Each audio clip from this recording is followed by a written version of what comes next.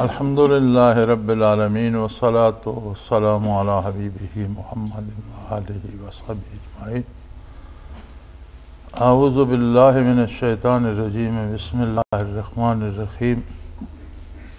وَإِذَا قُرِئَ الْقُرْآنُ فَاسْتَمِعُوا لَهُ وَأَنصِتُوا لَعَلَّكُمْ تُرْحَمُونَ۔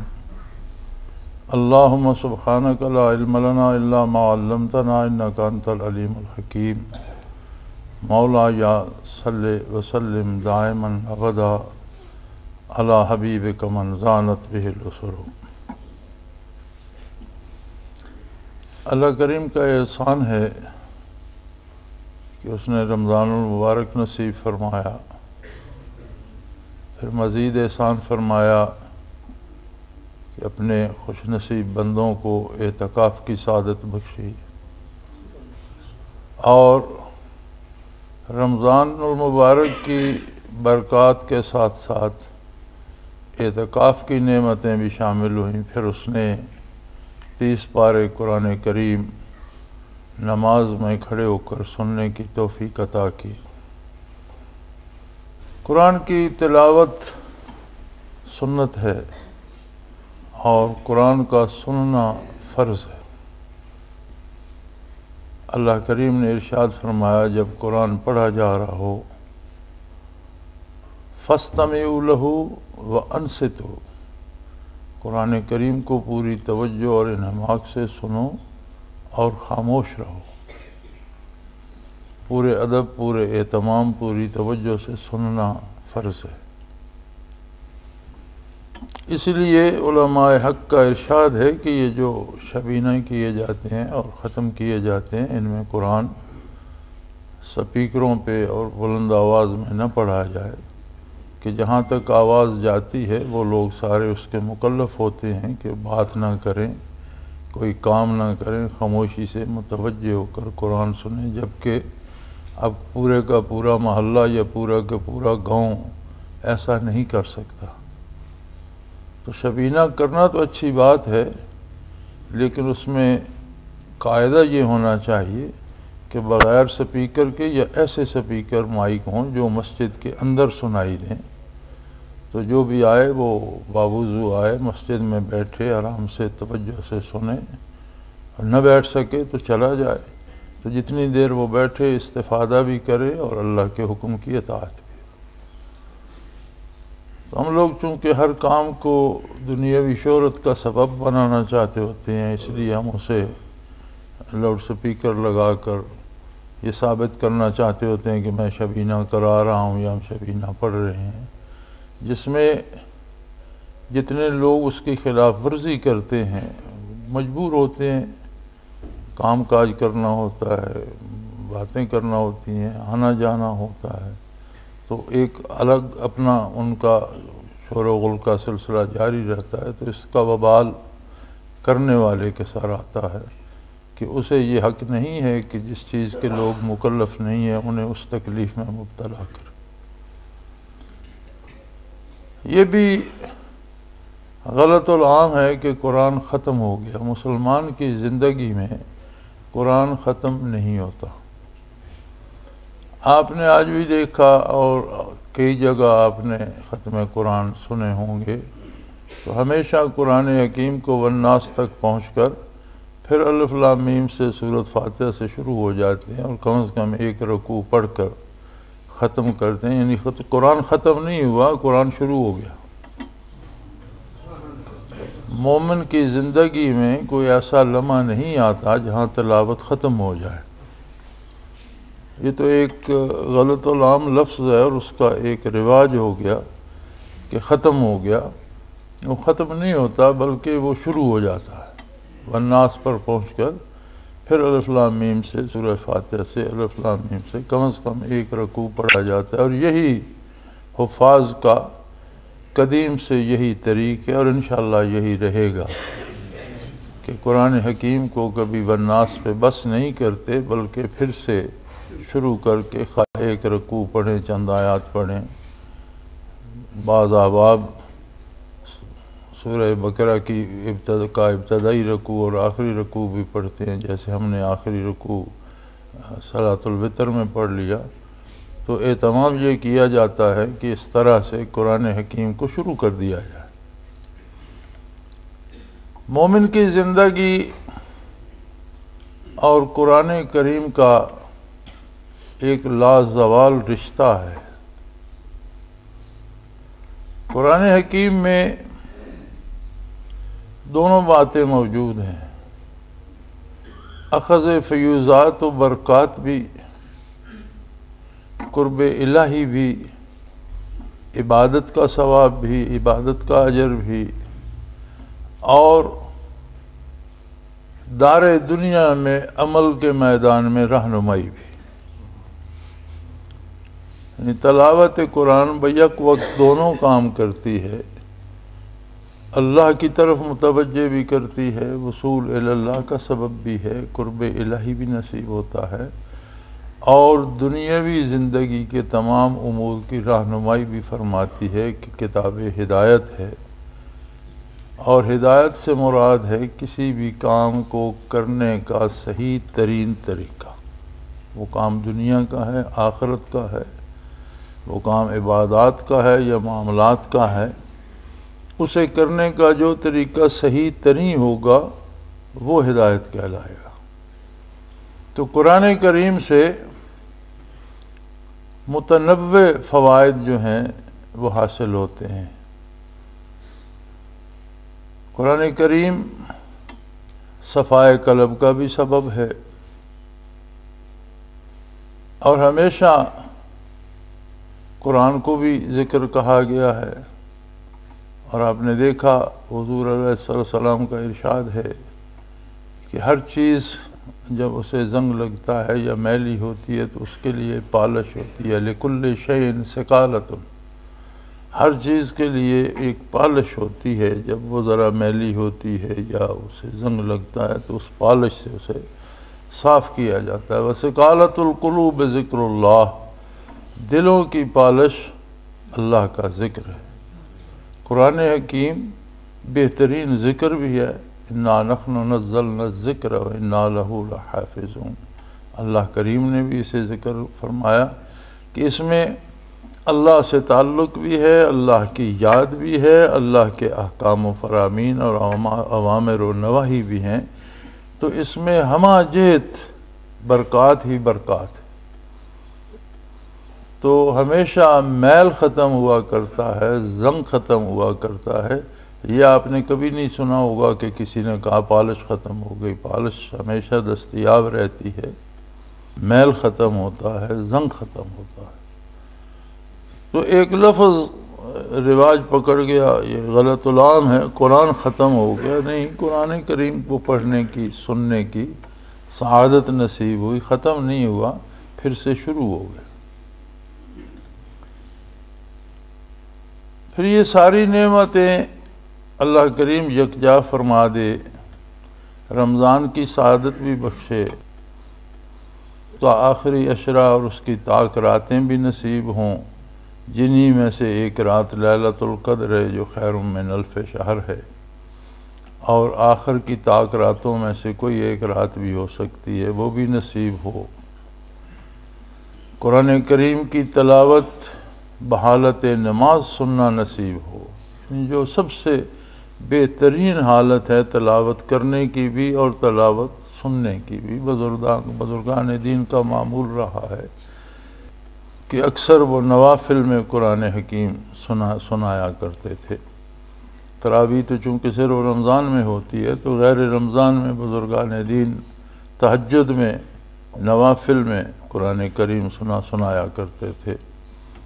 تو تلاوت قرآن کرنے کی اور تلاوت قرآن سننے کی سب سے خوبصورت، سب سے بہترین شکل جو ہے وہ یہ ہے کہ آدمی نماز میں کھڑے ہو کر سنے، یہ سعادت بھی نصیب ہو، اور اس کے ساتھ صحبت شیخ اور براہ راست توجہ بھی نصیب ہو، تو یہ ساری چیزیں مل کر نور علی نور ہو جاتی ہیں۔ اس دفعہ کافی احباب اعتکاف سے اس جگہ کے مرکز کے دارالعرفان کے اعتکاف سے رہ گئے، چونکہ آدمی ہر کوئی جو سوچتا ہے وہ بہتری کے لیے تو سوچتا ہے، لیکن ہر آدمی کی سوچ درست نہیں ہوتی۔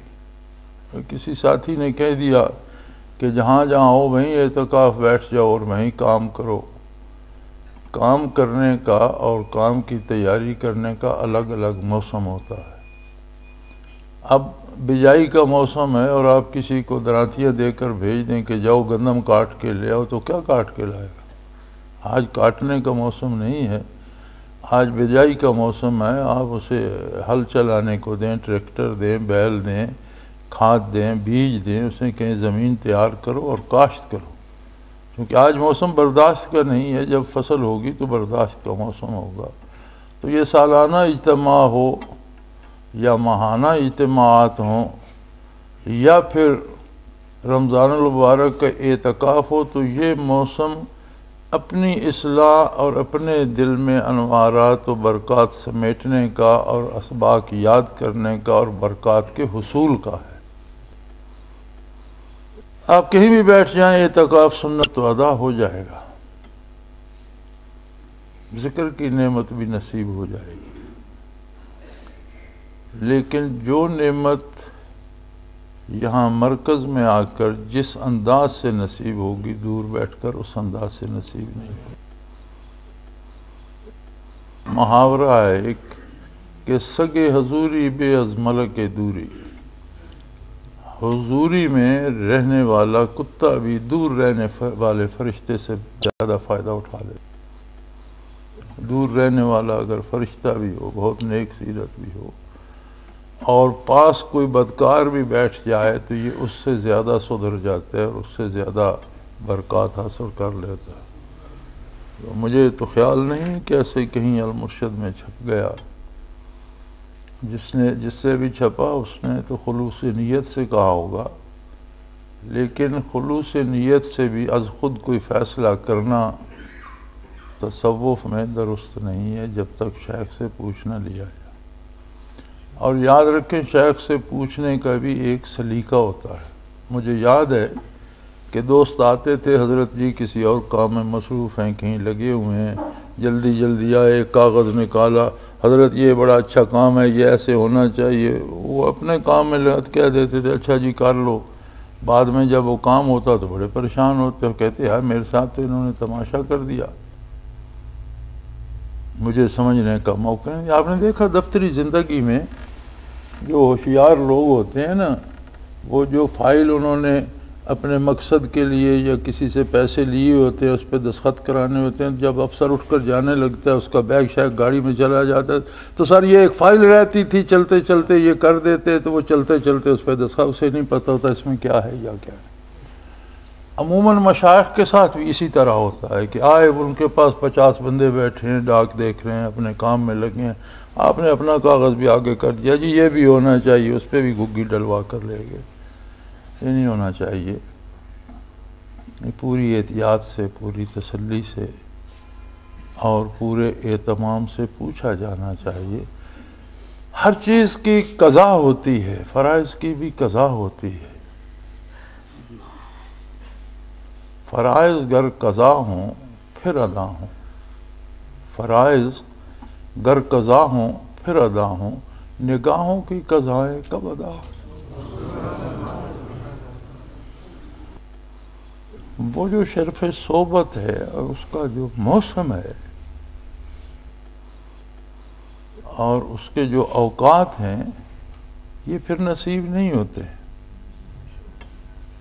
تو مجھے اچھا نہیں لگا کہ ساتھی اس مرکزی اعتکاف سے محروم رہے، یہ اچھی بات نہیں ہے۔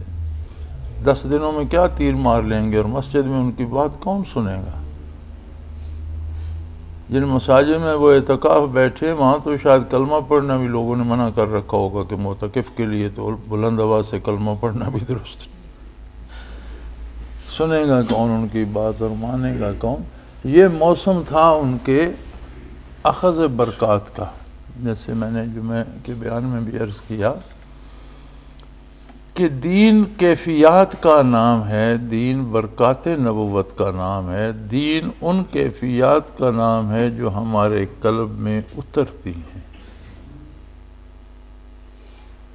قلب میں ایک تمنا پیدا ہوتی ہے، ایک جذبہ پیدا ہوتا ہے، اللہ کریم ایک محبت پیدا کر دیتے ہیں کہ میں یہ کام کروں۔ اللہ کا نام جب دل میں جاگزیں ہوتا ہے، عشق نبی پیدا ہوتا ہے، اللہ کریم سے محبت پیدا ہوتی ہے، ایک جذبہ دل کے اندر پیدا ہوتا ہے کہ میں کیا کروں کہ یہ درد اور بڑھے، ایسی کون سی دوا ہو جو اس درد کو بڑھا دے۔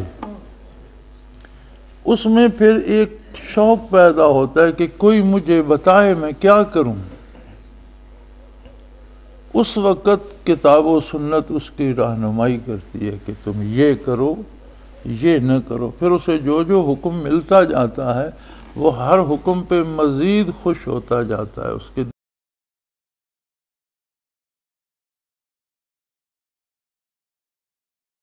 دل میں مزید تسلی ہوتی جاتی ہے۔ جیسے قرآن حکیم نے فرمایا کہ جب مزید آیات نازل ہوتی ہیں تو منافقین پریشان ہو جاتے ہیں، لیکن جن کے دل میں ایمان ہے، زیادہ تو ایمان ہے، ان کا ایمان و یقین اور بڑھتا ہے، وہ خوشی سے پھولے نہیں سماتے کہ ایک اور حکم آ گیا، اب اس کی اطاعت کریں گے، مزید مزہ آئے گا، مزید لطف آئے گا، مزید قرب الہی نصیب ہوگا، مزید عشق الہی نصیب ہوگا، مزید حضور کی اطاعت اور غلامی سے عشق نبی نصیب ہوگا، مزید کیف نصیب ہوگا، یہ درد اور بڑھے گا۔ مریض عشق پر رحمت خدا کی، مریض عشق پر رحمت خدا کی، مرض بڑھتا گیا جوں جوں دوا کی۔ تو وہ اس کے بڑھنے کا طالب ہوتا ہے، اس کے دل میں وہ جو درد اٹھتا ہے وہ کہتا ہے کہ اب اسے کیسے بڑھاؤں، اس طلب کو، اس پیاس کو کیسے بڑھاؤں، اور جذبہ کیسے پیدا کروں، حتیٰ کہ اس کی منزل ہوتی ہے کہ میری جان اسی راہ میں چلی جائے، میری گردن اس راہ میں کٹ جائے، میری وجود ٹکڑے ہو کر زمین پر گرے اور میں اسی راستے پر چل رہا ہوں۔ بلکہ عشاق نے تو یہ دعائیں مانگی ہیں، جیسے عمر بن الجموح رضی اللہ تعالیٰ عنہ کی بات میں کر رہا تھا کہ دل چاہتا ہے یا رسول اللہ کہ میں شہید ہو جاؤں احد میں، اور حشر میں اٹھوں، احد سے ہی اٹھوں، اور یہ لنگڑی ٹانگ جو ہے لے کر اٹھوں، میرا جسم پھٹا ہوا ہو، میرا خون جاری ہو، میرے لباس خون سے تر بتر ہو، میرا جگر چھلنی ہو، میرا جسم زخمی زخمی ہو، اور میں اللہ کے حضور جا کر پیش ہوں، اور یہ میں لنگڑی ٹانگ جنت میں گھسیٹوں۔ تو اس درد کو بڑھانے کا سامان چاہتا ہے، اور اگر دل میں یہ درد نہ ہو، عقل مانے بھی، خود کو کھینچ کھینچ کر مسجد لے بھی جائے، بیت اللہ لے جائے، وہاں بھی آپ دیکھیں گے کہ پریشان حال، جلدی جلدی ہاتھ پاؤں دھوئے، کوئی جگہ خشک ہے، کوئی گیلی ہے، عین مسجد حرم میں بھی جلدی جلدی ٹھونگے مار رہا ہے، 2 رکعت نماز بھی سکون سے نہیں پڑھ سکتا، جان چھڑا رہا ہے۔ مساجد میں آپ بیٹھ کر دیکھتے رہیں، لوگ آتے ہیں بھاگے بھاگے، ہاتھ منہ دھویا، اٹھے بیٹھے چل دیے، رکوع کیا تو واپس قیام میں نہیں آئے، سجدہ کیا تو جلسہ نہیں کیا، درمیان میں سر اٹھایا پھر زمین پہ، یعنی ایک مصیبت پڑی ہوتی ہے کہ ایک بیگار پڑ گئی، فٹیگ لگ گئی، اب بھاگ دوڑ کر اس سے جان چھڑائیں اور چلتے بنے۔ ایسا کیوں ہوتا ہے؟ عقل کہتی ہے کہ ایسا کرو، دل نہیں کہتا۔ جب دل کہتا ہے تو پھر اللہ والوں کی راتیں سجدوں میں گزر جاتی ہیں، قیام میں گزر جاتی ہیں، رکوع میں گزر جاتی ہیں۔ ایک دفعہ ایک آدمی نے اعتراض کیا تھا کہ یہ سب افسانے ہیں، قصے ہیں کہ فلاں نے رات سجدے میں گزار دی، فلاں نے رات قیام میں گزار دی۔ میں نے کہا آپ کو کیوں اس پہ کیوں شبہ کہ جی ایسا ممکن نہیں ہے۔ میں نے کہا ہم نے تو دیکھا ہے کہ شراب پی کر گپے لگانے والے ساری رات اس مجلس میں گزار دیتے، تاش کھیلنے والے شام کو بیٹھ جائیں تو صبح کر دیتے ہیں اور کھیل رہے ہوتے ہیں کہ ایک بازی اور ایک بازی اور ایک بازی اور۔ بٹیرے لڑانے والے رات کو بٹیرے کو جگانے کے لیے ساری رات بیٹھے رہتے ہیں کہ اسے لڑانا ہے اور اسے جگہ دینا، اسے سونے نہیں دینا۔ تو اگر ان کاموں والے لوگ ساری رات بیٹھ سکتے ہیں تو جو اللہ سے بات کر رہا ہے وہ نہیں بیٹھ سکتا، وہ آپ نہیں مانتے؟ مشت غبار ہو کر درد دل اپنے اللہ سے بیان کر رہا ہے، اپنے نبی کی برکات وصول کر رہا ہے، توجہ وصول کر رہا ہے، انوارات قلب عطر سے اس کے دل پہ انڈیلے جا رہے ہیں، تو وہ نہیں بیٹھ سکتا، وہ آپ نہیں مان سکتے کہ ایک بندہ ہے، عاجز ہے، مسکین ہے، لیکن اللہ کے روبرو کھڑا ہے اور اسے لطف کلام نصیب ہو رہا ہے، وہ مخاطب ہے اللہ سے، اللہ کریم اس کی سن رہا ہے۔ اس کلام کا ایک اپنا مزہ ہے، ایک اپنا لطف ہے، بات کرنے کا ایک اپنا مزہ ہے۔ بیک لفظ تمام گفتن تمنا جہان را، بیک لفظ تمام گفتن تمنا جہان را، دنیا بھر کی بات ایک لفظ میں کہی جا سکتی، ساری دنیا کے مسائل کا جواب ایک لفظ میں دیا جا سکتا ہے، آپ ہاں کہہ دیں یا نہ کہہ دیں، سب باتوں کا جواب آ جائے۔ کوئی سارا دن آپ سے سر کھپاتا رہے، آپ شام کو اسے نہ کہہ دیں، ساری باتوں کا جواب آ جائے۔ آپ اس کی بات سن کر صرف ہاں کہہ دیں، تب تقریر کی ضرورت نہیں، سب باتوں کا جواب۔ بیک لفظ تمام گفتن تمنا جہان را، من الذوق حضوری طول زادم داستان ہے۔ مجھے تو بات کرنے میں اور اس حضوری میں جو مزہ آ گیا، اس نے مجھے بات لمبی کرنے پہ مجبور کر دیا، میں بات کرتا ہی چلا گیا۔ انبیاء علیہ السلام دنیا کو ادب سکھاتے ہیں، انبیاء کو ادب ان کا اپنا مالک اور پروردگار عالم سکھاتا ہے، وہی ان کا استاد ہے۔ اب تقاضۂ ادب یہ ہے کہ اللہ کریم نے سوال کیا، ما تلک بیمینک یا موسیٰ، موسیٰ تمہارے ہاتھ میں کیا ہے؟ تلک عصائی، بات ختم ہے۔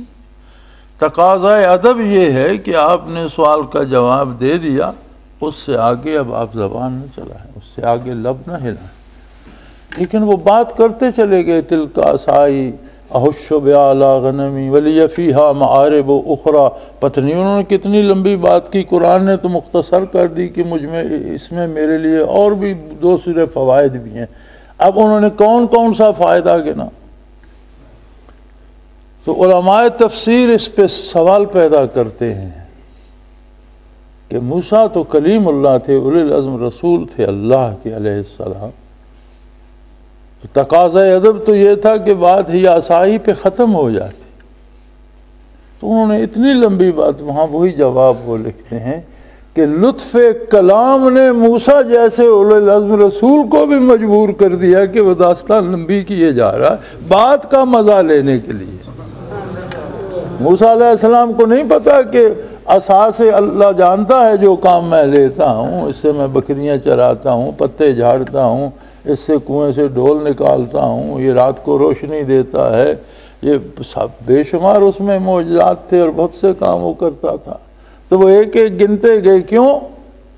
من الذوق حضوری طول زادم دا، بات کرنے میں جو مزہ آ رہا تھا اس نے مجبور کر دیا کہ بات ختم نہ ہو، یہ درد بڑھتا جائے، لطف بڑھتا جائے، بات چلتی جائے، دل میں اترتی جائے۔ اور اللہ کریم نے تو اس کو ناپسند نہیں فرمایا، قرآن نے تو یہ نہیں کہا کہ موسیٰ بات تو مختصر تھی، آپ نے لمبی کیوں کی؟ اللہ بھی اس بات پہ راضی ہوا کہ موسیٰ بات کا مزہ لے رہا ہے۔ تو بندہ ہو اور اسے رب العالمین سے بات کرنے کی سعادت نصیب ہو تو کتنی بھی کرتا چلا جائے وہ ختم ہی نہیں ہوتی.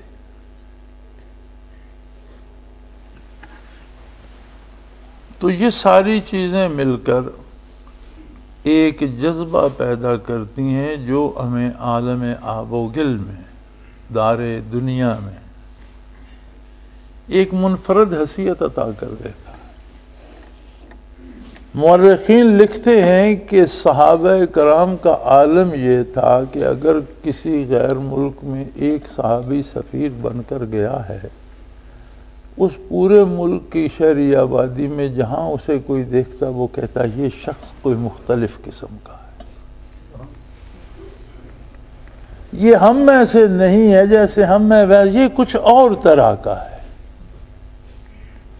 اب جو عرب ریاستیں تھیں یا عرب قبائل تھے ان میں جو لوگ گئے تو وہ انہی کے طرز کے رہنے والے، لباس وہی، حلیہ وہی، شکل تقریباً ملتی جلتی، لیکن اس کے باوجود بات کرنے کے انداز میں، دیکھنے کے انداز میں، چہرے کے تاثرات کے انداز میں، ہر ادا میں پتہ چلتا تھا کہ یہ کچھ اور قسم کا بندہ ہے، کسی اور طرح کا بندہ. تو یہ ساری برکات مل کر بندے کو اور طرح کا بندہ بنا دیتی ہیں. جب وہ معاشرے میں جاتا ہے تو وہ اور طرح کا بندہ ہوتا ہے. اس کا ہر عمل، ہر قول، ہر کوشش اس بنیاد پہ ہوتی ہے کہ اس میں اللہ کی رضا کیسے ہے. کام تو مجھے کرنا ہے، مزدوری تو کرنی ہے، اس میں حضور کا فرمان کیا ہے. ہم نے دیکھا ہے، مزدوروں کو بھی دیکھا ہے میں نے کہ مزدوری کرتے ہیں، اب دیہاڑی کی اجرت لینی ہے تو ظہر کی اور عصر کی نماز ضرور پڑھیں گے کہ چلو تھوڑی دیر سستا لیں گے، ہاتھ منہ دھو لیں گے اور دیہاڑی تو مل ہی جائے گی، اور اگر مزدوری پہ نہ جائیں تو نماز نہیں پڑھتے. یعنی انہوں نے اوقات عبادت کو بھی چوری کا ذریعہ بنا رکھا ہے. نماز پڑھنا تو اچھی بات ہے، آپ مزدوری پہ جاتے ہیں، مزدوری کرتے ہیں تو اس سے بات کر لیں کہ بھائی میاں میں اتنی دیہاڑی لوں گا اور میں نے جو نماز درمیان میں آئے گی وہ نماز بھی ادا کر. سادہ سی بات ہے، نماز پہ جائیں اور تاخیر نہ کریں، جتنا وقت لگتا ہے اتنا ہی لگائیں، آرام سے وضو کریں، نماز ادا کریں، واپسی کی فکر کریں، اسے بہانہ بنا کر چوری نہ کریں. اگر یہ درد دل میں نہ ہو تو پھر نیکیاں بھی گناہ کا سبب بن جاتی ہیں. نماز پڑھنا تو نیکی ہے نا، لیکن جو مزدور اس نماز کو مزدوری کے اوقات سے چوری کا سبب بنا رہا ہے اس کے لیے نیکی ہے یہ گناہ ہے. یہ فرق پڑتا ہے نا کہ شکل اس کام کی، عمل کی نیکی کی ہوتی ہے اور اثر اس کام کا گناہ کا ہوتا ہے. اور جب یہ درد بڑھتا ہے تو گناہ جو ہو چکے ہیں اللہ انہیں بھی نیکیوں میں تبدیل کر دیتا ہے. یبدل اللہ سیئاتہم حسنات. اللہ فرماتا ہے کچھ لوگوں کے دلوں میں اتنا درد آ جاتا ہے کہ گزشتہ زندگی میں جو گناہ وہ کر چکے ہیں میں ان کے گناہ مٹا کر اس کی جگہ نیکیوں کا ثواب لے، انہیں نیکیاں گناہوں کے بدلے نیکیاں دے دیتا.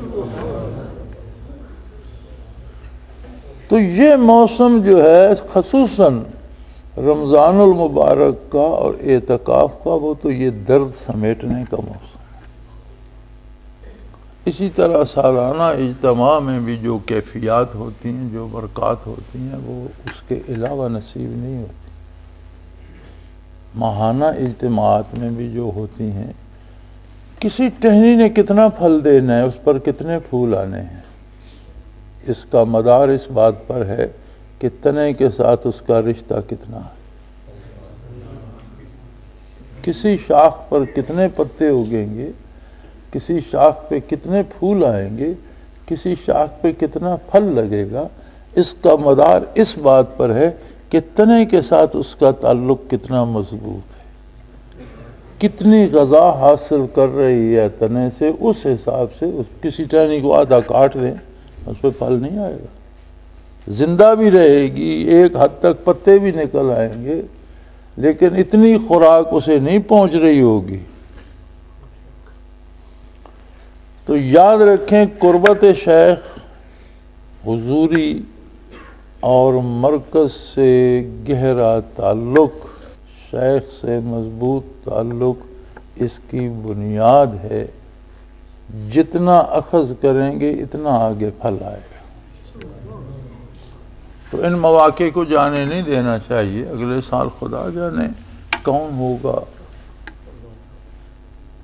کسے نصیب ہوگا اعتکاف، کسے رمضان نصیب ہوگا. کتنے احباب تھے جو پچھلے رمضان میں یہاں معتکف تھے، اس بار وہ دار دنیا میں نہیں ہے. اللہ سب کے درجات بلند فرمائے. لیکن دو صحابی بنے، انہیں ایمان نصیب ہوا، مسلمان ہوئے، حضور کی خدمت میں رہے. ایک شخص احد میں شہید ہو گیا، دوسرا کچھ عرصہ بعد اس کا وصال ہوا. تو نبی کریم صلی اللہ علیہ وسلم سے کسی نے عرض کی، یا رسول اللہ، یہ دونوں ایک ساتھ آئے تھے، دونوں بڑے کھرے اور مخلص مسلمان ہوئے، آپ کے سچے عاشق تھے، اور یہیں انہوں نے مسجد نبوی میں اور صفحے پر انہوں نے وقت گزار دیا. لیکن درجات میں تو وہ بڑھ گیا ہوگا جو احد میں شہید ہو گیا. آپ صلی اللہ علیہ وسلم نے فرمایا نہیں، درجات اور مقامات اس کے زیادہ ہیں. یا رسول اللہ وہ کیسے؟ فرمایا اس نے میرے ساتھ زیادہ وقت لگا، اس کے درجات کم نہیں ہیں. احد میں شہید ہوا ہے، اللہ نے اسے بڑے درجات دیے، لیکن یہ اس سے سبقت لے گیا ہے کہ اسے زیادہ دن صحبت نبی کریم نصیب ہو. اس نے زیادہ برکات حاصل کر لیں، زیادہ اعمال کر لیے، اور یہ درجات میں مقامات میں اس سے آگے ہو گیا. تو حصول صحبت کے لیے بھی کوشاں رہنا چاہیے. بالخصوص اعتکاف جو نہیں آ سکتا وہ ضرور اپنی مسجد میں کر لے اگر کرنا چاہتا ہے. اور اعتکاف سنت ہے، فرض نہیں ہے. اگر کوئی مجبوری ہے نہیں کر سکتا تو نہ کرے، کوئی حرج نہیں ہے. سنت ہے، کوئی فرض نہیں ہے کہ ہر حال میں اعتکاف کرنا ہے. لیکن اگر کرنا ہو، فرصت ہو، وقت اجازت دے، تو پھر ضرور یہاں آ کر کرے. جو چیز یہاں نصیب ہوگی وہ شاید وہاں ایک سال میں نہ ملے جو یہاں ایک لمحے میں مل جائے. تو یہ چند گزارشات تھیں. ذکر والے احباب، آپ تو ہم تو یہیں ہیں، کر لیں گے، لیکن جن لوگوں نے دنیا پہ کرنا ہے کمپیوٹر کے ساتھ وہ انتظار کر رہے ہوں گے. تو چلتے ہیں ذکر کی طرف، ورنہ بات میں تو مزہ آ رہا تھا، کچھ دیر بات کرتے، لیکن ان احباب کا خیال ہے کہ وہ 8:30 شروع ہو جاتا تھا، 9 بجنے والے ہیں. تو میرے خیال ہے بات کو یہاں ختم کرتے ہیں. اللہ کریم ہمیں وہ درد عطا کر دے، وہ جذبہ عطا کر دے، وہ ذوق عطا کر دے جو حضور کے اتباع پہ ساری زندگی کاربند رکھے. آخر دعوانا الحمدللہ رب العالمین. اللہ اللہ اللہ اللہ اللہ اللہ اللہ